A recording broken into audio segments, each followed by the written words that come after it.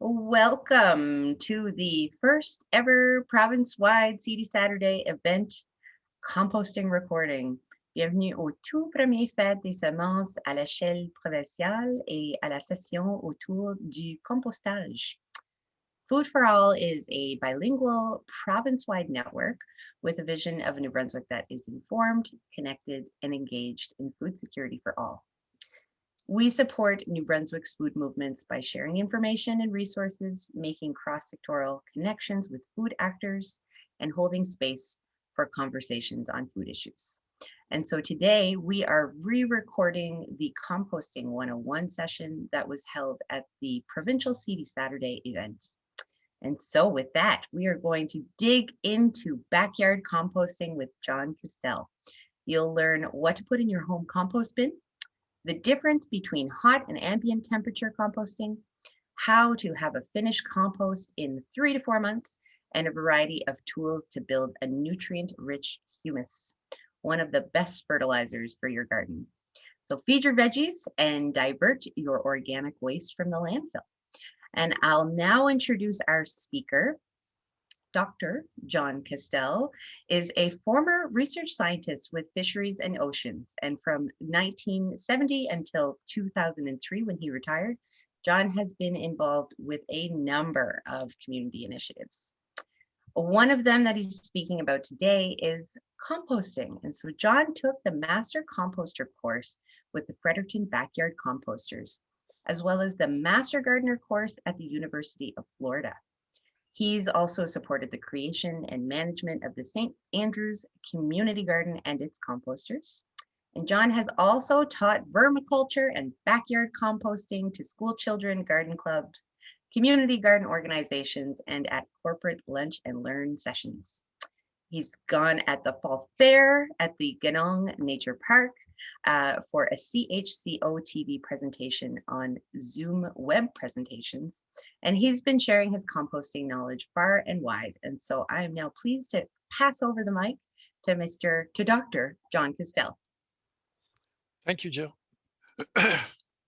I'm on now, John Castell? You're on. Yep, you're on. A little tongue-tied to start with after all that introduction. Yeah, I grew up at home. My mother was, and my family were gardeners, and Mom composted in a big steel barrel in her garden. She'd fill it every summer, let it go, and then the next spring she'd harvest from it to put in her garden. And she had a very rich garden, so I was introduced to it early, but I really learned the science of composting from the Fredericton Backyard Composters. And I'll speak about that in my slideshow, but if I could, I would go now to my PowerPoint presentation.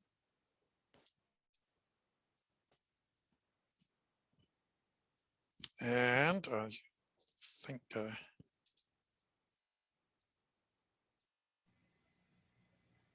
and you've got your share screen button. Is that working okay for you, John? Trying to figure out which one is it.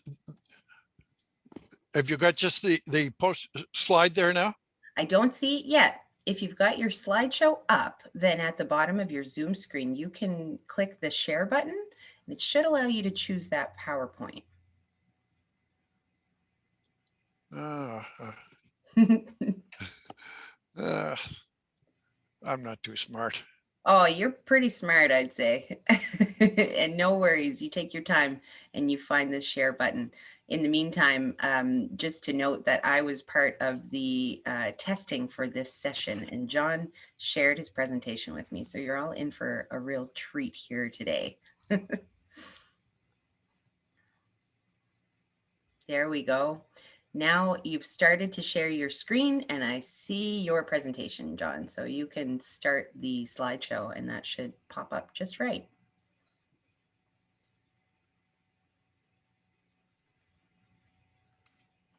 Perfect. Okay. I see your presentation.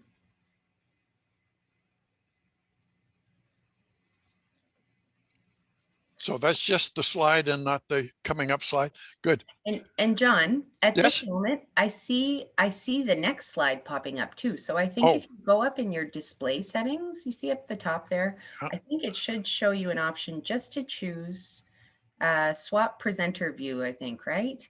So if you click play once more, How's that there work? we go. That's perfect. Okay. All right. On with the show. So what is composting? And that's something that's very natural that takes place all over the world. When leaves fall from the trees, they land on the ground and they break down and they make rich soil under the trees. What we do in our garden is the same sort of thing. It's a breakdown of organic matter into a nice dark material we call humus, and that's really rich and good for the garden. Who does all the work? It's mostly microorganisms, bacteria, like the bacteria that are in your intestine that digest your food for you.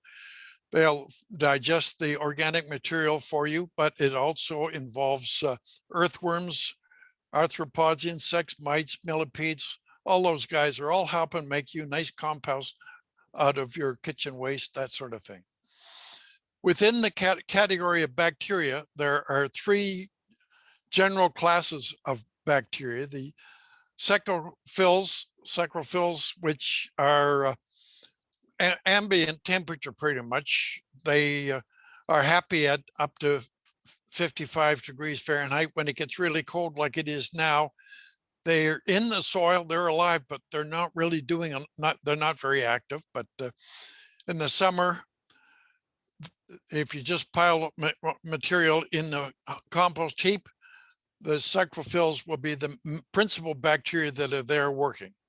If you mix your pile and do a little bit of work with it, you get the mesophils, which operate and warm up your compost to between 70 and 90 degrees Fahrenheit. I should have the centigrade temperatures on there, but my slides I did them when I was talking in the States, so forgive me for that maybe. Then the thermophils, which are my heroes, and they make the compost hot. You could almost, well, one of the fun things we did in the youth center here, in their composter, when their compost was going well, we took an egg, a raw egg, put it in a Ziploc baggie, put it down inside the compost. And while we were talking about compost, it was cooking. And about 10 minutes later, I took it open and broke open a nice hard-boiled egg to show to the kids. They wouldn't eat it, but I showed them because it was in a Ziploc bag, it was good. So it's a nice little demonstration you can think about doing if you want. There are a lot of different structures that you can use for compost. Now I got to find my little pointer. Right. And is that up in your view options?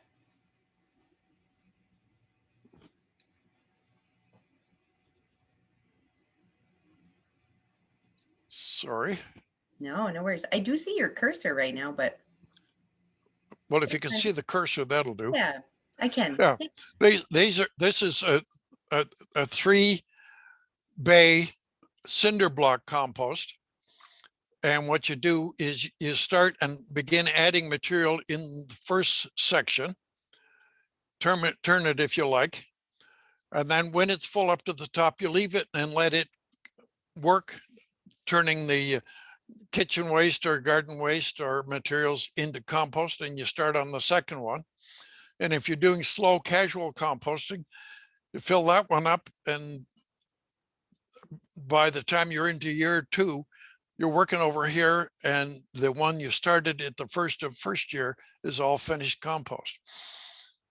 You can do just one with cinder blocks. You can use the pallets that you can get from the hardware stores and make it nice little bins the same way as you would with the cinder block.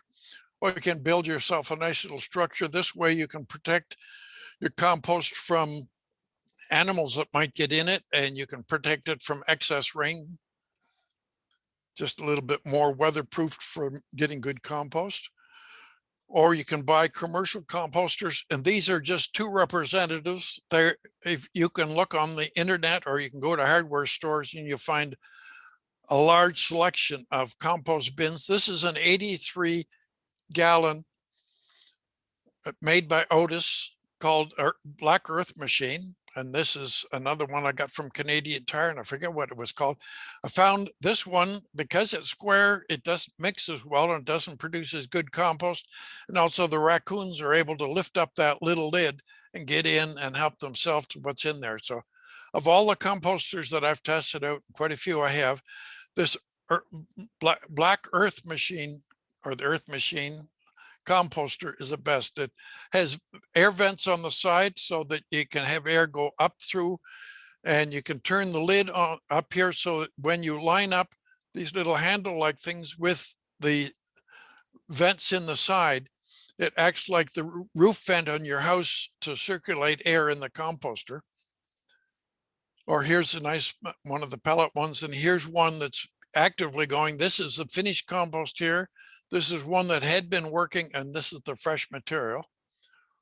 And down below is just this nice wooden box that somebody's made, and this is finished compost here, and that's the active working compost. If you want to get something that's fairly inexpensive, you can buy one of these food grade plastic barrels. They're 55 gallons. Put some holes in it for aeration.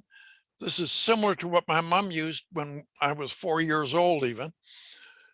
And you cut the top and the bottom out, set it in your garden. The worms can come up from the bottom as the compost is working.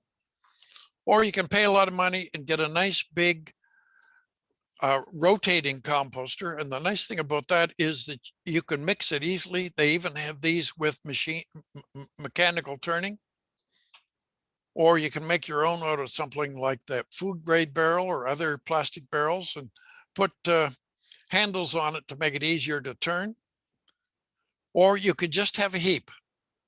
You can just pile stuff up. Now that's going to be accessible to rodents and birds. And if you don't have the deer fence up, it's going to be available to the deer.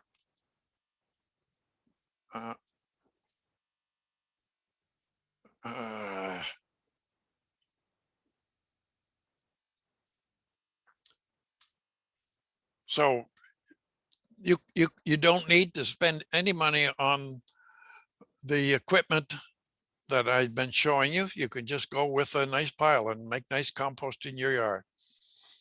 And you may be sharing with some of the beasties. That might be kind and generous of you. So there are 3 basic ingredients that are involved in the compost. Air. Without oxygen, the compost material will go anaerobic and it'll stink. It'll still make compost. By the time it's done, it's usable, but your neighbors won't like you very much. So air is an important ingredient that the bacteria, in order to break things down aerobically and make good compost, they need the oxygen from the air. Food is the waste items that you're going to have. Organic matter, the microorganisms in that will stop working if there's no food there. You want equal amounts of brown and green, and I'm going to talk about those in a minute, with the difference between what we call brown and what we call green. And water. If the compost material is all dried out, the bacteria won't work. Bacteria need the moisture to thrive, and the ideal moisture level is between 40 and 60% of the material. The compost should feel moist, but not too soggy. And if you pick up a handful, when you squeeze it, it shouldn't drip out water. It just should feel wet to you. And you could just use the hand test to test it regularly. Now, one of the other things about compost, the smaller the particles, the faster they break down, the more surface area there is for the bacteria to come in contact with the food material in the compost to break it down. Also, as you break it down, it packs together, and so it doesn't take up as much space, so you can put more in the compost. With the exception that if you have very small, like fine sawdust, it compacts together too much, and it's hard to get the air in there for the bacteria to work. So I'm going to talk more about hot composting, but how quickly it works depends on the size of the pile, so that you need to get to a critical mass for it to get warm. If there's just a little bit, there won't be enough activity of the bacteria to get it hot. And the most effective range of temperature, if you're doing hot compost, is between 120 and 130 degrees Fahrenheit. But if you get it a little hotter, up between 130 and 165, it'll kill disease organisms, weeds, and seeds. The negative of that is you're going to lose a little bit of the nitrogen, which is necessary for the plants. It's being broken down and lost to into the atmosphere. The carbon to nitrogen ratio. For good, healthy compost, you need a mixture of carbon to nitrogen, and the best carbon is the organic, like sugars and cellulose. Paper is carbon mostly, and nitrogen comes from protein and nucleic acids and other materials of life. And you need a combination of carbon sources for energy and nitrogen sources, the building blocks. We call the nitrogen source green, because that's like green leaves, that sort of thing, fresh leafy vegetables. And we call brown the things that are high in carbon and low in nitrogen. And your optimum ratio, I got that little thing, I don't know how to move that out of the way, that you want a 30-to-1 ratio of carbon to nitrogen. You don't need a lot of nitrogen, but you need that much. Browns decompose slowly unless you have a source of nitrogen, which is necessary for the bacteria to grow, and break it down. So a mixture of brown and green is what you need in your compost. Now, if you got a compost bin and you got flies, it's also good to put shredded leaves on top to keep the fruit flies from coming up in your face when you open up the compost. You can find all kinds of tables on all the possible ingredients you might put in your compost that'll tell you what the ratio of carbon to nitrogen are. Grass clippings are quite rich in nitrogen. They're 20-to-1, which is higher in nitrogen than your optimum. A lot of your house plant trimmings, flower cuttings, garden waste is 30-to-1. That's sort of the ideal of what the plants need in the soil. So you're just putting back what they need. Coffee and tea grinds are about 20-to-1. Fresh seaweed with the salt washed out is about 19-to-1. Poultry manure is one of the richest sources of nitrogen you get, and that's 10 carbon to 1 nitrogen. And dairy manures like horse and cows are about 17-to-1, good nitrogen sources. And we could have about 25 pages of possible compost ingredients and the ratios, and you can calculate what your finished compost nitrogen carbon ratios would be based on those tables. But I don't think I've got time to go into that in this little talk. Here's just some examples of what's green and what's brown. Now, coffee grinds are high in nitrogen, so even though they're brown, we call them green. So coffee filters, dried grass clippings, the ones that once they've turned brown, tea bags, the paper. But if you got tea bags made out of polymers, they won't break down in the compost. Hay, dead and dried leaves, peat moss, wood chips are all brown. The manures, eggshell, ground coffee grinds, fresh grass clippings, and lots of your kitchen waste material we call green. Don't compost these items. Pet waste, they contain pathogens and will attract flies. Meat will draw unwanted vermin like rats and mice and those sort of things, and they do include fish, shellfish.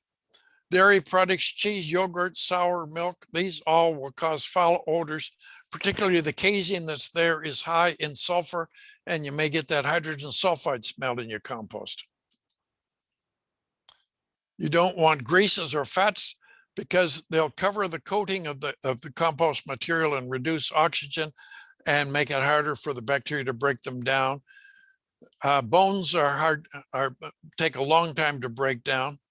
They will eventually, but if you compost, you're probably still going to find the intact bones when you're done. Weeds and with mature seeds and plants with resistant roots, you don't want them in there unless you're doing really hot compost, because you'll end up having volunteer plants in your garden that you didn't want. And leaves of rhubarb and walnut contain toxins, and many people choose not to put them in their compost, but in the garden, the leaves from the rhubarb do break down, and they do add nutrient to your garden, but some people choose not to add them. Anything that has pesticides on, you don't want in your garden either, or herbicides. I'm going to talk about hot versus cold, and this is an example of a hot compost bin where you can see the steam coming off. You can have finished compost in 3 to 4 months from hot composting.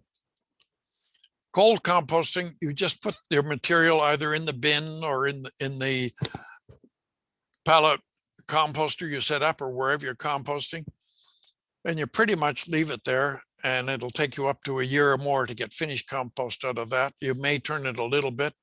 If you're going to do that, you should still add brown material like shredded leaves, then add your green material, then add your brown material. So you should go about 2 inches of brown, 2 inches of green, 2 inches of brown as you're filling it up, and let it work. It doesn't take much work.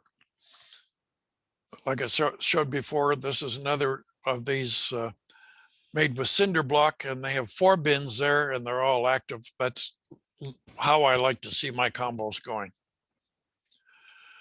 A little bit on the pros and cons. The pros for hot composting: it produces finished compost quickly in 3 to 4 months. And if you're doing the hot compost above 140 degrees Fahrenheit, it will kill most of the weeds, seeds, and pathogens that you don't want in your garden. The cold composting needs little maintenance. It conserves nitrogen. Some of the nitrogen you lose when you get up to the 140 plus. You still will have a lot, and it'll still be good compost, but you'll have a little bit more nitrogen in the cold composting than in the hot composting. The cons on the hot composting is that it's very labor intensive. It requires regular monitoring. You need to make sure that the moisture is right and that is mixed. And it's best if you can add all the materials. So you want a cubic meter of compostable materials, browns and greens, add it all at once, and you get it hot, and it'll go very well. And that's how you can get your finished compost in 3 months. It kills also the positive microorganisms, the probiotics that are present on the food. So that's a negative. The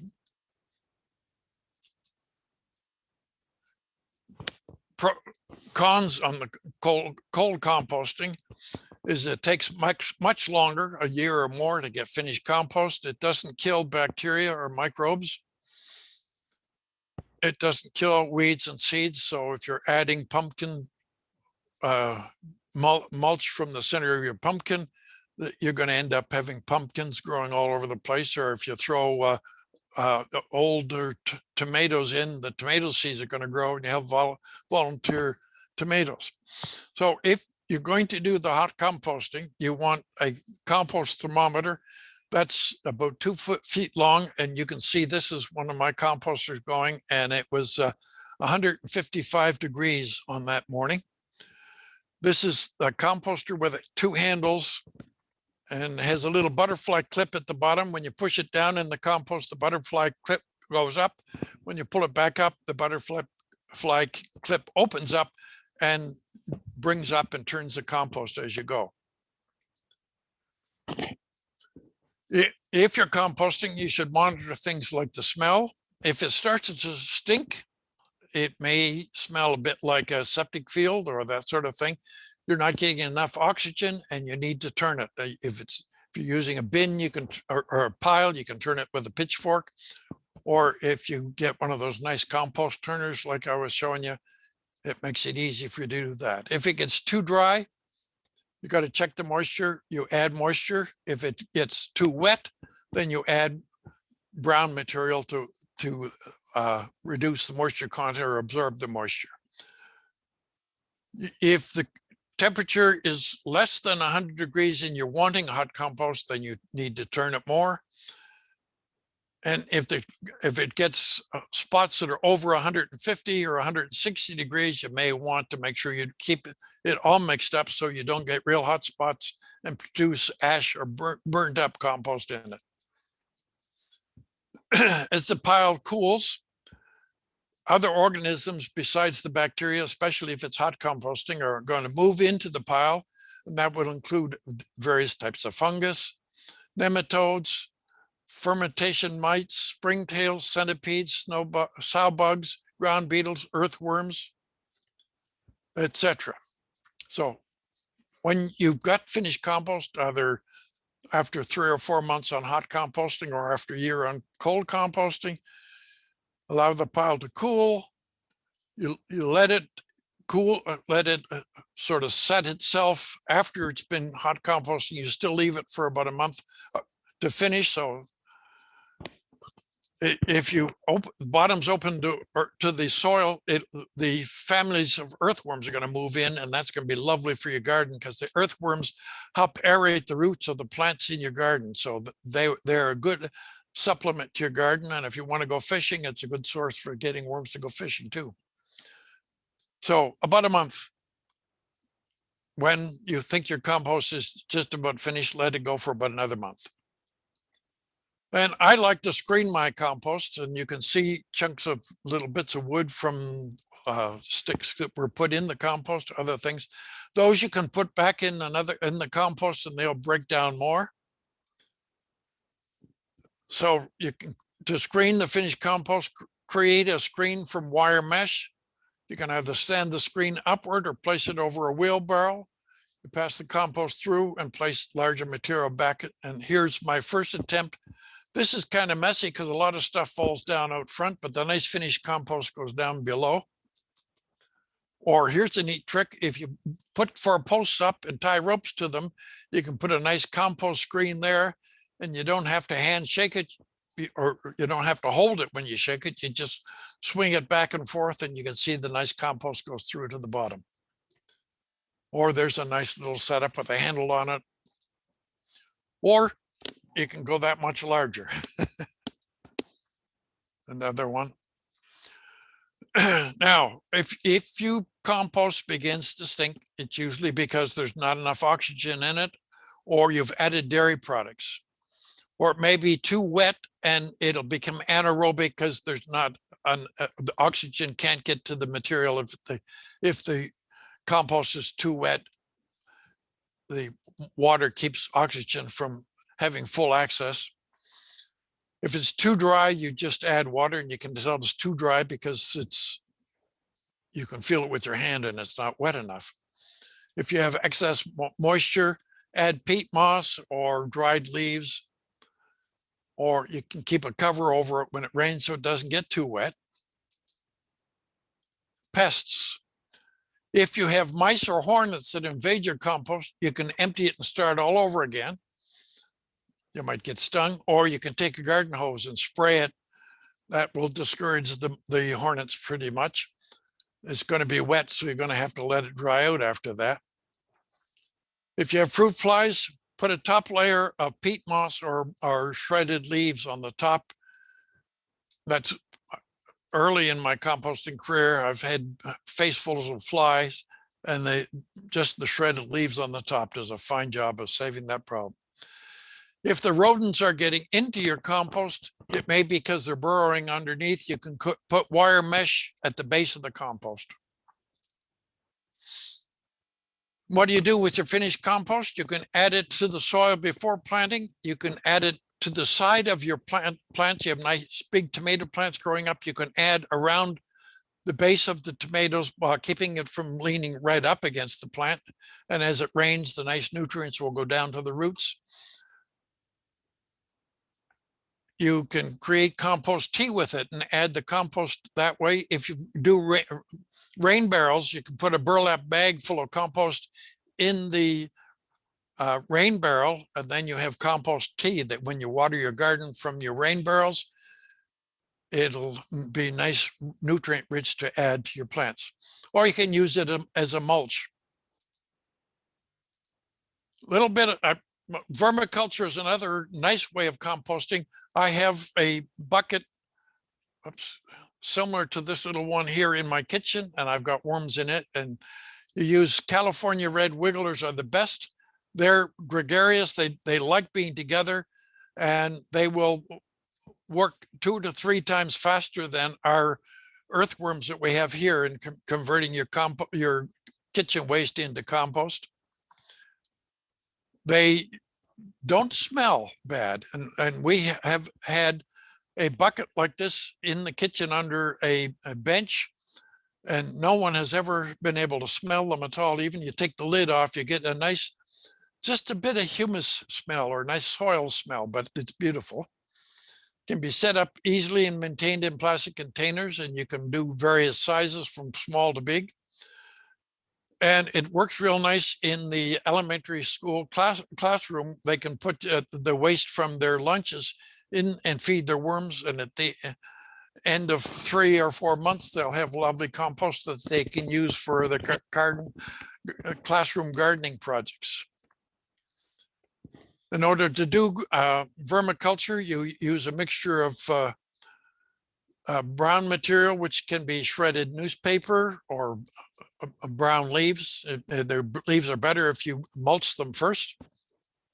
Then you'll need to add sand, because the worms, like your chickens and birds, have a crop. And in order to break down the food that the worm eats, they need the grit from the sand. And the soil provides the bacteria that help break down the material and make the compost. And it also needs water, and the same as your backyard compost bin, you want the moisture to be sufficient that it feels wet. You can pick up a hand and squeeze it. If you're squeezing out water, when you squeeze it, you've got too much water. If it doesn't feel wet, it's not enough. In my compost in the kitchen, I use shredded newspaper, peat moss, sand, garden soil, water, and the California red wigglers. That's what they look like. And a squirm of 50 or more like that, or 500, that's called a squirm of worms. One of the questions that I often get when I'm giving the talks is, how do I compost in the winter? And you can move the bins closer to the house, so you've got easy access to add material to the composters. You can add your greens and brown materials as you normally would. And you can move the compost bins back to your garden or closer to your garden once the spring comes. Or you can collect the scraps in a large plastic tube or bags, store them outside in a convenient place where the contents will freeze and stay good until you start adding to your composter in the spring. If you want more information about composting, the New Brunswick Provincial Department of Environment has produced a very lovely handbook on backyard magic, composting handbook. It's about 36 pages, and it has about every bit of information you're going to want to know about composting. They used to have the booklets available if you contact the NB Department of Environment. If they don't, I have a electronic copy, and I can send that or print your copies. I thought I would put this at the front. I changed around, had a slide presentation, PowerPoint upstairs when I was working on the upstairs computer, and I put this near the front. I learned about composting from the Fredericton Backyard Composters. They're a committee of volunteers in Fredericton. They were formed in 1997. The mayor of Fredericton that time had learned about backyard composting, and he encouraged gardeners in the town to form this group and to set up the Fredericton backyard composters. They report to the Fredericton City Council. They ordered composters from Otis through the council, and whenever a municipal government orders, they can get the composters from Otis for considerably less than what you pay for them getting them from the hardware stores. And they promote composting in the region. One of the nice things about backyard composting is that you don't have to come and collect it and take it to a central facility, and it's there and available in your garden immediately. The Fredericton backyard composters would sell the composters at the farmers market. They gave master composting courses like I took. It's a 2-month course. You go up to 2 evenings a week to take the course, and then you're required to give 40 hours of volunteer time, either giving presentations, helping show other people how to set up composters, or selling them in the farmers market. They did have a compost display at the regional sanitary landfill in Fredericton. And they give education events all over around, home shows, posters, presentations, schools, lunch and learns for people. This is one of the things that I saw. That there's a chicken farm in Keswick Ridge, and the farmer there puts his waste chicken manure and wood shavings at this end of a big long trough, and he has a rotor. I don't see the picture. It's back there, but there's a big round barrel-like thing with spikes on it, and it rolls up and down on the rails along the side and turns the compost. And here's the same kind of thermometer I have. It was almost 170 degrees Fahrenheit in the compost in the middle of the bin. That's where the thermometer is, keeping track of it. This is very near the back end of it. They've got another building out back there, and I'll go there.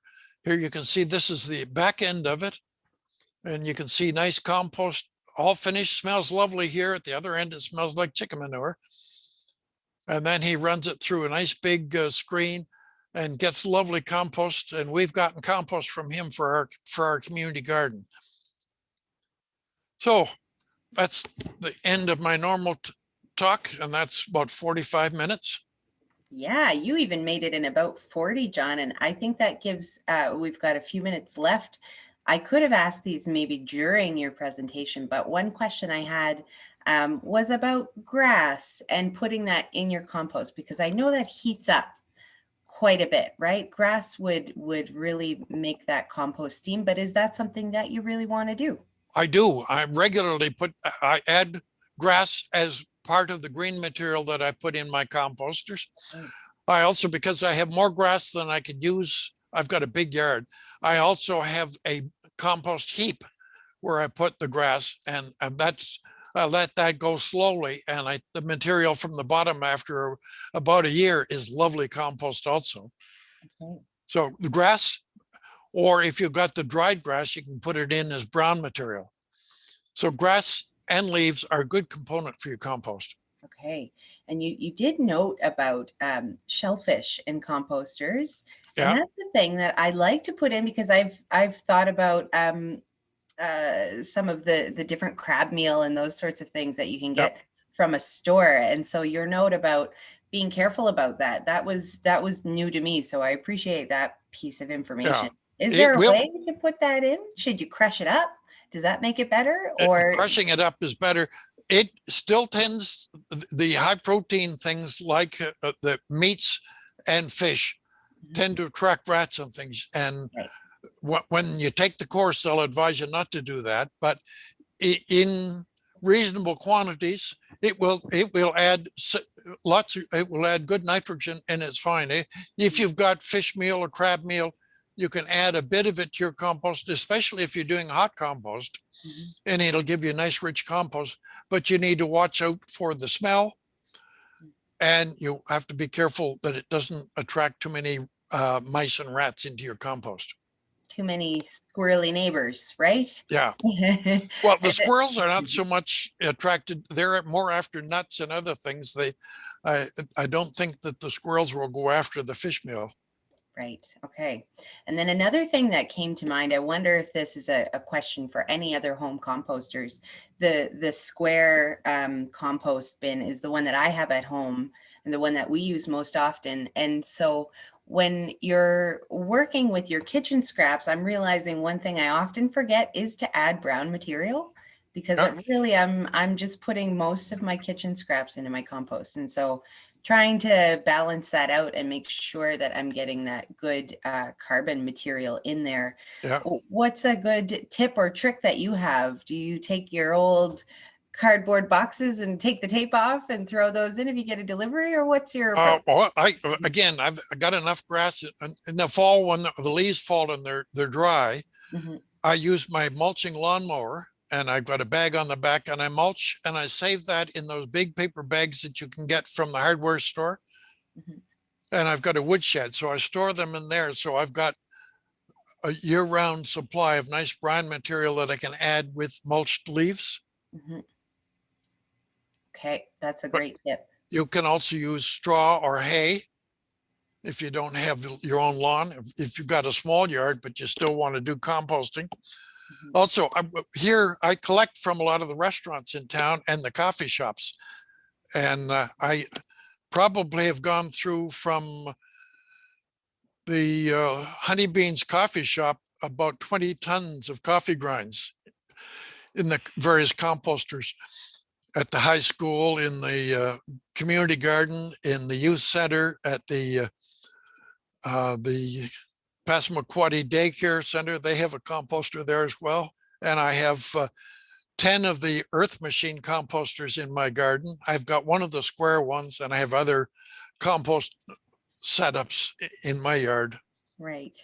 Yeah, that's incredible. And that I think is a good tip for local community garden groups or other groups that want to be able to supplement their gardens or their compost rather, that likely most coffee shops would be more than happy to save their coffee grounds and coffee filters to give away Yeah, instead of having to dispose of.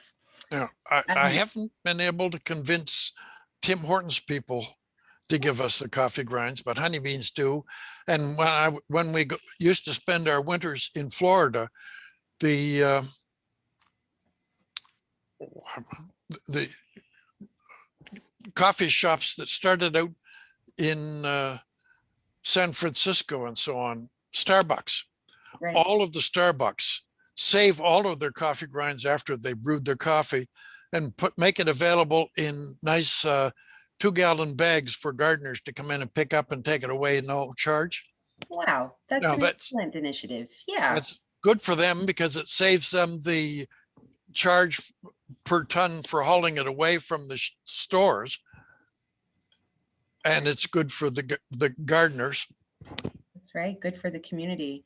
Yep. And John, another quick question. So this kind of ties in with my question about my one compost bin that when I've really not thought before about is my compost ready?